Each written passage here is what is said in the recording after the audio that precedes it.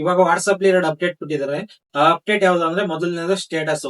ನಾವು ಮೊದಲೆಲ್ಲ status ಹಾಕ್ಬೇಕಾದ್ರೆ caption wrong ಆದ್ರೆ ಸ್ಟೇಟಸ್ ನ ಡಿಲೀಟ್ ಮಾಡಿ ಮತ್ತೆ ಅಪ್ಲೋಡ್ ಮಾಡ್ಬೇಕಾಗಿತ್ತು. ಆದ್ರೆ ಇವಾಗ ಅದ್ರ ಅವಶ್ಯಕತೆ ಇಲ್ಲ. ಇವಾಗ ವಾಟ್ಸ್ಆಪ್ ಅಪ್ಡೇಟ್ ಆದ್ಮೇಲೆ ಎಡಿಟ್ ಆಪ್ಷನ್ ಕೊಟ್ಟಿದ್ದಾರೆ. ನಾವೇನಾದ್ರೂ ರಾಂಗ್ ಮಾಡಿದ್ರೆ ಅದನ್ನ ಎಡಿಟ್ ಕ್ಲಿಕ್ ಮಾಡಿ ಕ್ಯಾಪ್ಷನ್ ನ ಕರೆಕ್ಷನ್ ಮಾಡಿ ಅಪ್ಡೇಟ್ ಮಾಡಬಹುದು. ಅದನ್ನ ಯಾವ ತರ ಮಾಡ್ಬೇಕು ಅಂತ ನಾನು ಈ ವಿಡಿಯೋದಲ್ಲಿ ತಿಳಿಸ್ಕೊಡ್ತೀನಿ. ಅದಕ್ಕೂ ಮುಂಚೆ ನಮ್ಮ ಅಕೌಂಟ್ ಇನ್ನೂ ಫಾಲೋ ಮಾಡಿಲ್ಲ ಅಂದ್ರೆ ಈ ಕೂಡಲೇ ಫಾಲೋ ಮಾಡ್ಕೊಳ್ಳಿ. ಮೊದಲು ನಿಮ್ಮ ಸ್ಟೇಟಸ್ ಓಪನ್ ಮಾಡ್ಕೊಳ್ಳಿ. ಅಲ್ಲಿ ಪೆನ್ಸಿಲ್ ಐಕಾನ್ ಕಾಣಿಸ್ತಾ ಇದೆ ನೋಡಿ, ಅದನ್ನ ಕ್ಲಿಕ್ ಮಾಡಿಕೊಂಡು ನಿಮ್ಗೆ ಏನ್ ಚೇಂಜಸ್ ಬೇಕು ಅದನ್ನ ಚೇಂಜಸ್ ಮಾಡಿಕೊಂಡು ಸೆಂಡ್ ಕ್ಲಿಕ್ ಮಾಡಿದ್ರೆ ಅಪ್ಡೇಟ್ ಆಗುತ್ತೆ ನೋಡಿ. ಇನ್ನೊಂದು ಅಪ್ಡೇಟ್ ಯಾವುದು ಅಂದ್ರೆ ನಿಮ್ಮ ನಾರ್ಮಲ್ ಫೋಟೋನ 2D ಆಗಿ ಕನ್ವರ್ಟ್ ಮಾಡಬಹುದು, ಆನಿಮೆ ಆಗಿ ಕನ್ವರ್ಟ್ ಮಾಡಬಹುದು, 3D ಆಗಿ ಕನ್ವರ್ಟ್ ಮಾಡಬಹುದು. ಈ ತರ ಇರೋ ಫೋಟೋನ ಈ ತರ ಕನ್ವರ್ಟ್ ಮಾಡಬಹುದು. ಅದನ್ನ ಯಾವ ತರ ಮಾಡಬೇಕು ಅಂತ ನಾನು ತೋರಿಸ್ಕೊಡ್ತೀನಿ ಬನ್ನಿ.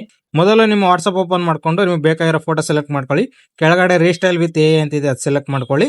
ಅದಾದ್ಮೇಲೆ ಆನಿಮೆ ಕ್ಲಿಕ್ ಮಾಡಿ ಈ ತರ ಫೋಟೋ ಬರುತ್ತೆ ನಿಮಗೆ. ಅದಾದ್ಮೇಲೆ 3D ಕ್ಲಿಕ್ ಮಾಡಿದ್ರೆ ಈ ತರ ಫೋಟೋ ಬರುತ್ತೆ. ಅದಾದ್ಮೇಲೆ ವಾಟರ್ ಕಲರ್ ಕ್ಲಿಕ್ ಮಾಡಿದ್ರೆ ಈ ತರ ಫೋಟೋ ಬರುತ್ತೆ. ಲೈಟಿಂಗ್ ಕ್ಲಿಕ್ ಮಾಡಿ ಸನ್ಲೈಟ್ ಕ್ಲಿಕ್ ಮಾಡಿದ್ರೆ ಈ ತರ ಫೋಟೋ ಬರುತ್ತೆ. ನೋಡಿದ್ರಲ್ಲ ಯಾವ ತರ ಮಾಡೋದು ಅಂತ. ಇದೇ ತರ ಯೂಸ್ಫುಲ್ ಕಂಟೆಂಟ್ ವಿಡಿಯೋ ಬೇಕು ಅಂದ್ರೆ ಚಂದು ಪಿಕೆನ ಫಾಲೋ ಮಾಡಿ. ಸಿಗೋಣ ನೆಕ್ಸ್ಟ್ ವಿಡಿಯೋದಲ್ಲಿ.